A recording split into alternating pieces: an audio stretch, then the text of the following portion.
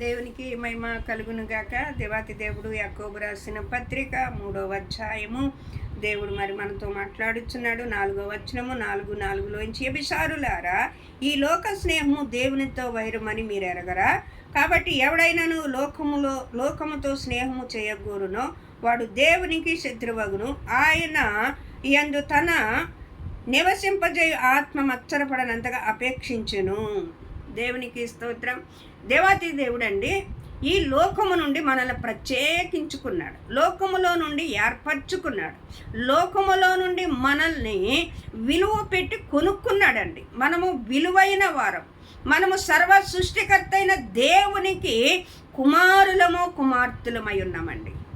లోక సంబంధమైన అపవాది బిడ్డలుగా దేవుడు మనల్ని ఉంచనివ్వలేదండి.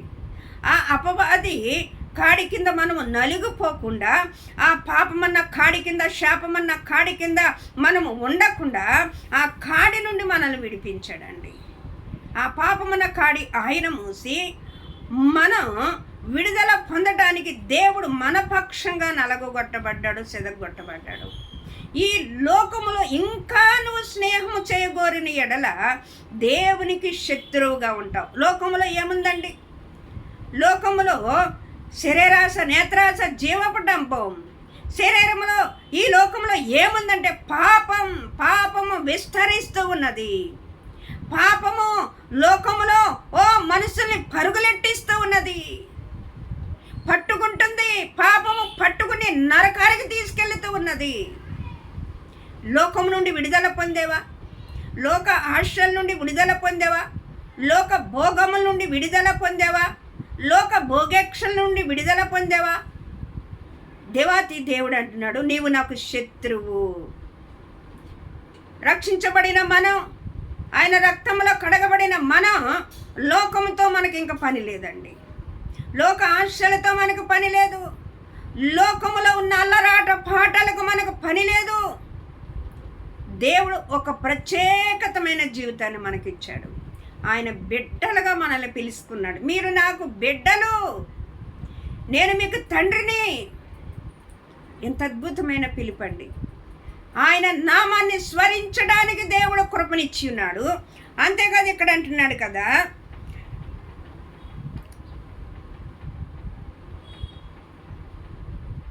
కాబట్టి దేవునికి లోబడి ఉండుడి, అపవాదిని ఎదిరించుడి, అప్పుడు వాడు మీ యొద్ద నుండి పారిపోవును. దేవుని యొద్దకు రండి, ఆయన మీ యొద్దకు వచ్చును. మనం దేవుని వైపుకు తిరిగేవారుగా ఉండాలండి, లోకం వైపు కాదు. లోక పాకళ్ళ వైపుకు, లోక ఆశల వైపు కాదు. మనము దేవుని వైపుకు చూడాలండి. దేవుడు అంటాడు కదా, భూసంబంధమైన వాటిపైన మనసు పెట్టగా మీరు పరలోక సంబంధమైన వాటిపైన మనసు పెట్టండి. మనము పరలోక సంబంధమైన వాటి మీదే మనసు పెట్టాలంట, భూ సంబంధమైన వాటి మీద మనసు పెట్టకూడదంట. మనసుని ఎంతగా పాపము ఆకర్షిస్తూ ఉన్నదో మనము ఎంతో కళ్ళ కట్టినట్టుగా చూపిస్తూ ఉన్నదండి. మనిషిని ఎంతగా పాపము ముందు జుర్రుకుంటూ ఉన్నది, ముందు ఆకర్షణీయంగా మారుతూ ఉన్నది, తర్వాత మరణానికి అప్పగిస్తూ ఉన్నది, నరకానికి అప్పగిస్తూ ఉన్నది. యుగ యుగములు ఆ భయంకరమైన నరకాగ్ని గుండము పాలు చేయుచున్నది. మీరు దేవుని యొద్దకు రండి, ఆయన మీ యొద్దకు వచ్చాడు. మనం ఎలా ఉన్నాం? దేవునికి శత్రువుగా ఉంటే దేవుడు ఎలాగ మన పక్షాన నిలబడగలుగుతాడండి? అపవాదిని ఎదిరించమంటున్నాడు ఆయన. ఆడు మీ యొద్ద నుండి పారిపోతాడు అంటున్నాడు. నువ్వు అపవాదికే స్నేహితురాలుగా ఉంటూ ఉన్నావు, అపవాదితోనే చేయగలిపే వ్యక్తిగా ఉంటూ ఉన్నావు, అపవాదితోనే జోడీగా జతపరుచుకునే వ్యక్తిగా నీవు ఉంటున్నావు, అపవాదితోనే చట్టాపటలేసుకుని జీవించే వ్యక్తులుగా ఉంటూ ఉన్నాం. దేవుని కనుకర, దేవుని కృప, దేవుని ఆశీర్వాదములు ఎలాగొస్తాయండి మన జీవితాల్లో? దేవాతి దేవుడు పరమ నుండి భూమికి దిగి వచ్చి ఆయన శరీరధారిగా లోకాన్ని, పాపాన్ని, శాతాన్ని జయించిన దేవుడై ఉన్నాడు. నువ్వు కలిగిన దేవుడు సమస్తమును జయించి చూపించి ఉన్నాడు. నువ్వు జయించగలుగుతున్నావా? ఇక్కడ దేవుడు చలవిస్తూ ఉన్నాడు కదా, దీన మనుషులారా మీ చేతులు పరిశుద్ధపరచుకునుడి. దీన మనుషులారా మీ హృదయములను పరిశుద్ధపరుచుకునుడి, వ్యాకులపడుడి, దుఃఖపడుడి, ఏడువుడి, మీ నవ్వు దుఃఖమునకు మార్చుకునుడి. ఇప్పుడు నవ్వుతున్నావేమో, ఇప్పుడు సంతోషిస్తూ ఉన్నావేమో, నేను బాగానే ఉన్నాను కదా అనుకుంటున్నావు, నేను శుభ్రంగా ఏ లోటు లేకుండా బ్రతుకుతున్నాను అనుకోవచ్చు, ఏ చింత లేదనుకోవచ్చు. శ్రమల కాలము రానయ్యున్నది, 7 ఏండ్ల శ్రమల కాలము రానయ్యున్నది. అపవాది లోకమును ఏలే సమయము రానయ్యున్నది. తప్పించే నాదుడు లేడు. ఇంకా అపవాది చేతిలో బందీగా ఉండి మోసపోతూ ఉన్నావేమో, అపవాది చేతిలో ఇంకా నువ్వు మోసపోతూ అపవాది స్నేహము చేయించు అది కల్పించిన ప్రతి పాపమునకు లోబడుతూ ఉన్నావేమో. నిన్ను తప్పించే నాదుడు ఉండడు. దేవుడు నిన్ను విడిపించడానికే దేవుడు దిగి వచ్చాడు.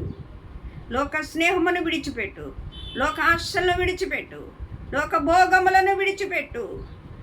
దేవుడు అంటున్నాడు కదా, యాకోబు రాసిన పత్రిక 3:15 వచనంలో, పైనుండి దిగి వచ్చిన భూ సంబంధమైన ప్రకృతి సంబంధమైన దెయ్యముల జ్ఞానము వంటిది కాక, ఎలా అనగా మత్సరమును విభేదమును ఎక్కడ ఉండెనో అక్కడ అల్లరియు ప్రతి నీచకారమును ఉంటుందంటండి.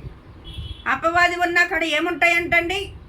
ప్రతి నీచకార్యములు ఉంటాయి, ప్రతి తప్పుడు పనులు ఉంటాయి, భరించలేని పాపపు క్రియలు ఉంటాయి,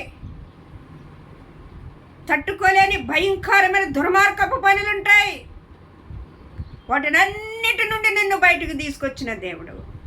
ఇంకా లోకానికి ఆకర్షణీయంగా మారుతున్నవేమో, కుక్క తన వంతుకు తిరిగినట్లుగా, పంది మళ్ళీ ఆ బురదలోనికి మళ్ళీ తీసుకొచ్చిన పందిని మళ్ళీ వెళ్ళి బురదలో బొలినట్లుగా లోకములో నువ్వు బొల్లాడుతూ ఉన్నావేమో, తిరుగులాడుతూ ఉన్నావేమో. జాగ్రత్త, దేవుని రాకడది సమీపంగా ఉన్నది. నాకు చింత ఏంటి, నాకు బాధ ఏంటి, బాగానే ఉన్నాను అనుకుంటున్నావేమో. దేవుడు అంటున్నాడు, ఇదిగో నీ సంతోషమును దుఃఖమునకు మార్చుకో. నీ పరిస్థితిని ఒక్కసారి అర్థం చేసి, నువ్వు ఏ స్థితిలో ఉన్నావు, ఎక్కడున్నావు? వాడు మొదటి నుండి అబద్ధకుడు, వాడు మోసగాడు, వాడిలో సత్యమే లేదు. వాడిని సేవించే వారందరూ కూడా అగ్ని గంధకములో మండుచున్న ఆ గంధకంలో అది 2వ మరణం. నీ ఆత్మీయ స్థితిని ఒక్కసారి నువ్వు జ్ఞాపకం చేసుకో. ఈ 2వ మరణం నుండి తప్పించబడటానికే ప్రభువైన యేసు ప్రభు వచ్చారు. ఈ లోకము నుండి విడిపించడానికే ఆయన సమాధానకర్తగా నీ యొద్దకు దిగి వచ్చాడు. ఆయన శాంతిని సమాధానముని లోకానికి పంచిపెట్టెళ్ళాడు. నిన్ను ఏర్పరచుకుని ఎన్నుకుని ఆయన నీ కొరకు ప్రాణం పెట్టి ప్రత్యేకపరిచి ఆయన నీ గోతలలో రానై ఉన్నాడు. లోకముతో ఉన్నావా? దేవునితో ఉన్నదా నీ సావాసం? లోక స్నేహము దేవునికి వైరం అంటండి. ఎవిసారులారా, ఈ లోక స్నేహము దేవునికి వైరం అని మీరు ఎరగరా? మన ఆత్మీయతని కాపాడుకుందాం, దేవుని అడుగు జాడల్లో జీవిద్దాం, లోకము నుండి విడిపించబడి దేవుని వైపుకు చూద్దాం, ఆకాశముల వైపుకు చూద్దాం. దేవుడు పైనున్న వాటిని వెతకట, భూ సంబంధమైన వాటిని వెతకవద్దనడుగా మట్టి దేవుని వైపుకే చూద్దాం, పైనున్న వాటిని వెతుకుదాం. పరలోక రాజ్యమునకు ఆయనతో పాటు కొనుకోబడదాం. దేవుడి కొద్ది మాటలు తన ఇనుకుల్లో దీవించునుగాక.